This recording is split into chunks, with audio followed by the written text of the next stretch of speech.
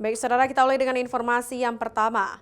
Seratusan mahasiswa yang tergabung dalam Aliansi Rakyat Menggugat atau ARM melakukan aksi demonstrasi menolak Undang-Undang TNI yang baru disahkan oleh DPR RI tanpa persetujuan rakyat di Gedung DPRA Banda Aceh Jumat. Demo selesai sholat asar yang mereka lakukan itu sebagai bentuk protes atas kebijakan adanya upaya dui fungsi TNI.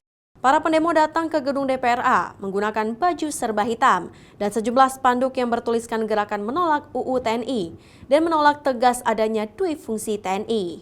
Dalam aksi tersebut, orator mendesak agar pimpinan DPRA Zulfadli keluar untuk menemui mereka. Bahkan mereka mengancam akan tetap berada di gedung dewan tersebut hingga ketua DPRA datang menemui mereka. Tiap hari, tiap waktu, tiap bulan, tiap tahun, ada saja seluruh permasalahan terkait undang-undang, terkait peraturan, terkait kebijakan itu hadir. Yang mana hal itu menjadi selalu keresahan yang sama dan itu menakuti kita mahasiswa bagi saya. Karena apa?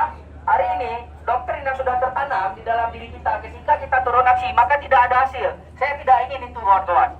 Apapun hasilnya, apapun ke depan yang akan dilakukan, apapun ke depan yang akan kita lakukan bersama, maka itu hasil dari suara kita. Hari ini terkait Undang-Undang TNI, kita sudah sepakat bahwasannya undang-undang itu bermasalah. Hingga menjelang maghrib, mahasiswa masih bertahan, serta adanya saling dorong antara mahasiswa dan petugas. Mahasiswa juga sempat membakar ban sebelum dihentikan oleh pihak keamanan. Syahril, Kompas TV, Banda Aceh.